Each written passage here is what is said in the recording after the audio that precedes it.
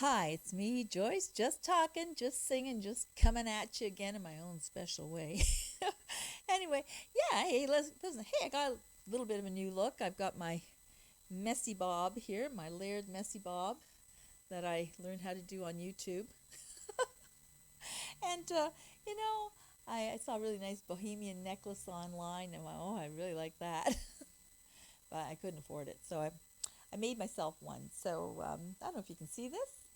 It's kind of cute, I don't think I'd ever try to sell them to anybody because, they're very boho.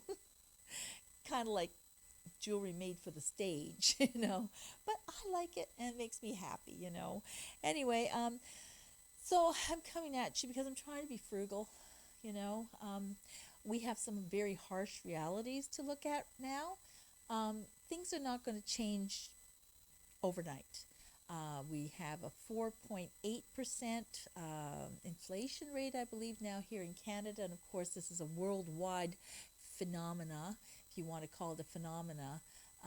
It's just the state of things right now on the planet. Whether it was caused by this pandemic, was certainly it probably, yeah, large part of it, sure. I mean, it impacted us not unlike the crash of 1929 impacted us. I mean that brought on the Great Depression, and which is what I'm going to talk to you about a little bit today. Of course, there's nothing we can do right now to change the state of affairs. The price of food is going up. It is up, up, up. The price of housing has gone up 20 to 25% year over year. I don't have to tell you all this. You hear all that doom and gloom stuff on TV and the news, and there's enough of it. So, what can we do beyond casting our vote municipally, provincially, and federally, which I highly recommend everybody do because it's our right. That's what living in a democracy is all about. It's our freedom to vote who we want in. And I won't divulge who I will vote for, but I got a hat with a big C. No. Well, there I divulged it. But the point is, regardless of who's in government, things happen, you know. And right now, financially, the world is not in good shape, like it wasn't in good shape after the Great Depression. And how did like for me, the Great Depression, that would have been my grandparents, um, who raised my mom and my dad, either side, whether it was my mère Rose and Père Frank, or it was my mère and Père Laviolette for my mom. They had to raise their families um, with what they had, was whatever money they had. And they didn't have credit cards. Um, there were times you could buy things on time, and then bring it home when it's all paid for. But really, if you didn't have the money in your pocket, you just couldn't buy anything. And that was the way it was then. You didn't have the money, you didn't buy it. So, we've come from a time, kind of like the Roaring Twenties, in a way where it's like, and that was post-pandemic, by the way, the Roaring Twenties. Except I think we're going from a pandemic into the Great Depression. It's kind of strange. We're going to miss those Roaring Twenties, I think, for us. We're going to have, I think, some very, very, I know, there's some very difficult times. It's already happening now, as families cannot put food on the table the way they used to, and young people can't buy homes, the ones they want. If anything, rents are sky high. I promise not to be doom and gloom, but it's kind of hard. Um, but so back to my grandparents, and for a lot of you who are watching, your great grandparents, because you're younger people, maybe even your great great grandparents. If we're talking from the 1900s on, people who came here from Europe.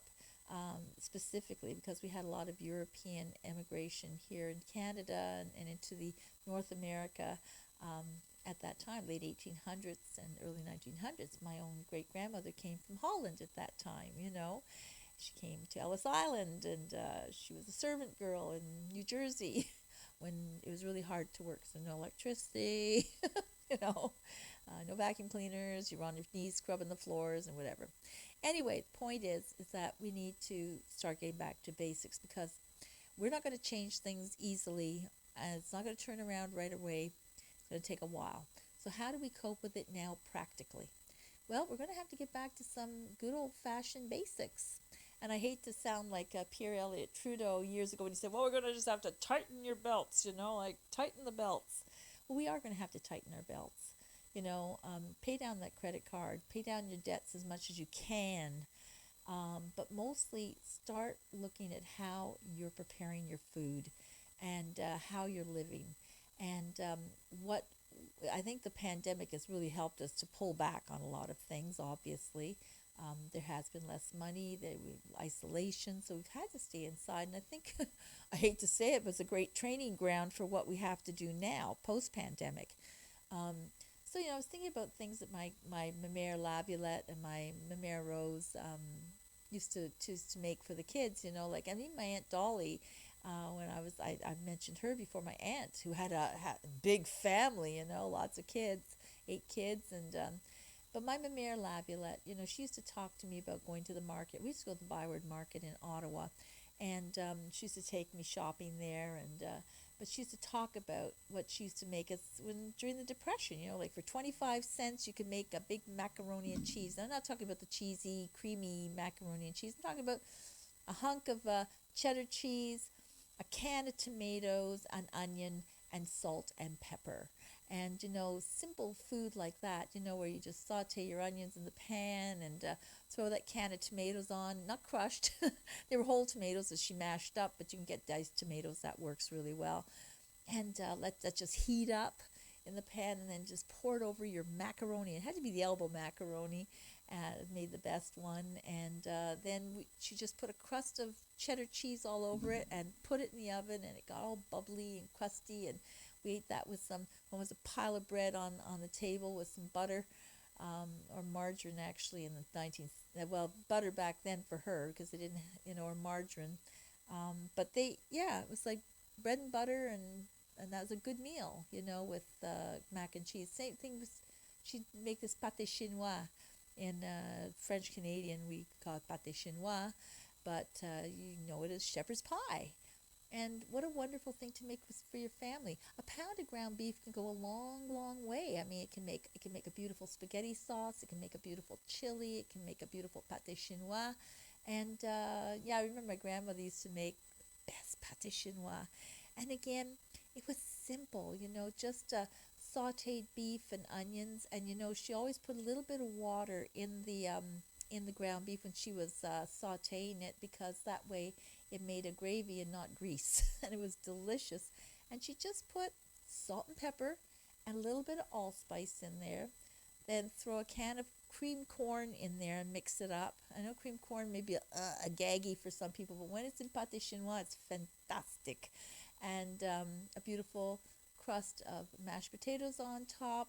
Put it in the oven, and wow, what a delicious meal that was. Again, with piles of bread and butter on the table, and also a cup of tea. We always had a cup of tea with our meal, And excuse me, I just made myself a cup of tea today. Ooh, it's still kind of hot. It's good. Good. Anyway, yes, tea is always a wonderful thing. Get yourself a big box of tea. It's very filling. But, things like that, and stews. And my mom used to make the most wonderful chili con carne, with ground beef, pound of ground beef. And I remember she used to send me to the store to get 1 can of light Stokely beans and 2 cans of dark kidney beans, and a can of tomatoes. Tomatoes are very important. The big, we had whole tomatoes back then. We didn't have diced, but you can use diced. And then she just make the most delicious chili con carne, and no chili powder, but she used to put the real chilies in there, and salt and pepper. And again, oh my gosh, that chili con carne was delicious with some garlic bread. I mean, we're just going to have to get back to basics, whatever your culture is, like if it's cabbage rolls, or if it's making soups and everything like that, they all freeze well. So you can make casseroles and, bring out the tuna casserole. Get that old 1950s, 1940s, 1920s cookbook that you may have inherited from your grandmother or your great-grandmother, or go to Goodwill. Not Goodwill. I don't think they're around anymore, right? Value Village, and check out their cookbooks. Or go online. Heck! You can go online and get all these old-fashioned recipes. As a matter of fact, what I'm going to do is in the description box. I'm going to give you a wonderful couple of nice links to an Italian mama who makes all kinds of wonderful things, in the kitchen, and an old and another grandmother who specializes in depression cooking and what they were raised on as kids. I don't know if these ladies are still around, but they're wonderful, wonderful YouTube videos are on, and I want you to look at those because they're inspiring. Teach you how to get back to basics, and you can make so many wonderful things at home for very little, and I think we're going to have to really just do things like that. Also, family entertainment, it's the same kind of thing. We have to start to look to each other. And it's wonderful to live in a big, spacious house and everything, but everyone gets lost in those big houses. Maybe confine yourself to living in smaller areas of your house and cozying up a bit and getting together more, I think that would probably be one of the best things of all. So, thinking of anything else. Oh, yeah, my mom. My mom used to tell me, because, again, we moved around a lot, and I hate to keep saying we didn't have a lot of money, but we really didn't have a lot of money. But my mom is a great cook, and that helps an awful lot. She's made great stuffed green peppers, too. Oh, my gosh, those are so good, and they're not expensive to make, especially when the green peppers are in season. You can freeze those. Boy, they're good. But she said to me, Joyce, if you can make a bechamel sauce, which is, the white sauce, or the different kinds of sauces that you can make. If you know how to make a gravy, whatever. There's a lot of things that you can make from that. Like even just from a bechamel sauce. There's so many things, and that doesn't it does take flour and butter and milk, but it can make a meal go far. I remember as a kid, my mom, like I said, we ate simply. Then we had canned peas. We weren't really buying frozen peas that much. In my day in the 60s was canned, So she'd buy a can of peas and make that bechamel sauce and throw the peas into the sauce, the bechamel sauce. I drain them, of course. and we'd have creamed peas on toast for dinner. And that was, again, just salt and pepper. And my grandmother, my Mère Laviolette, used to say, you don't need a lot of spices in a dish. You only need salt and pepper. And boy, she's absolutely right. I know a lot of people like to use a lot of different spices and everything like that, and that's wonderful. But maybe you don't have a lot, or maybe you're not such, an accomplished cook and stuff like that. Well, you just salt and pepper to taste is wonderful. And my grandmother, of course, was the French-Canadian thing. We always had a little allspice when we were using anything with meat, like beef, or put a little allspice in it. It was always wonderful. So there are many, many things you can do, buy the cheaper cuts of meat, buy rice, buy potatoes, buy flour, buy, maybe a lot of things. People say, I'm on keto, I can't eat that. Well, there are ways you can eat reasonably on keto as well, just be smart, Anyway, I always sing a song, as you know, and I thought, what song do I sing? Jeez. I thought, oh, duh. Give Me the Simple Life. That's a great song. So here it is, made very famous by both Ella Fitzgerald, Rosemary Clooney, Andy Williams sang it. If you don't know those people, look them up. They're from another generation. Mine and my mom's, my grandparents. But certainly, yeah, it's a wonderful way to look at life. And we lived too large. We got used to too much. We lost the value of things. We don't know.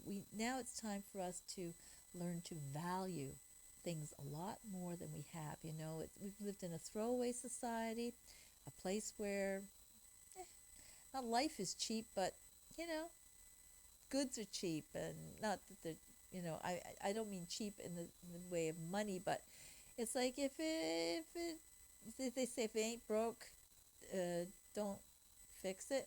Well, that seems to be the way. If it is broke, don't fix it. That's the way it is, right? So things. It's a throwaway society. We've got to start valuing everything we have and start thrifting. Thrift. Go to Value Village. And they're not paying me for that. But and exchange between families. Like don't be afraid to wear cast off clothes. It's not cast off; it's new. I wore a lot of stuff that came from other people, and it was just fine, just fine. You'll live, you'll survive, and you'll be happy. You'll remember them as these days, possibly. I'm praying as the good old days. So here we are, finally, the song. I don't believe in fretting and grieving. Why mess around with strife? I never was cut out to step and strut out. Give me the simple life. Some find it pleasant dining on pheasant that just rolls off my knife. Just serve me tomatoes and mashed potatoes. Give me the simple life. A cottage small is all I'm after, not one that's spacious and wide. A house that rings with joy and laughter, and the ones you love inside. Some take the high road, I take the low road, free from all care and strife. Seems corny and seedy, but yes, indeedy, give me the simple life. A cottage small is all I'm after, not one that's spacious and wide. A house that rings with joy and laughter, with the ones you love inside. So take the high road, I take the low road, free from all care and strife. Seems corny and seedy, but yes, indeedy. Give me the simple life. Oh yeah, give me that simple life. And it's good. It's good life. Walk, take the bus, and reach out. Reach out to people haven't talked to for a while. Anyway, have a wonderful week. And, just look at everything and by the way, I never mentioned this too. It's really important to make a budget. Just list everything that you absolutely need for that month. All the bills, everything you want to pay for, your food, everything. Make it and stick to it. Not always easy, but it's not impossible. Okay. Anyway, here's to a debt-free, happy, well-fed, roof over your head. May have all good things in your life. And try to live that life simply, if you can. All right? And thank you again for joining me, Joyce. Joyce, just talking, just singing, and 42 to you. Thanks for watching.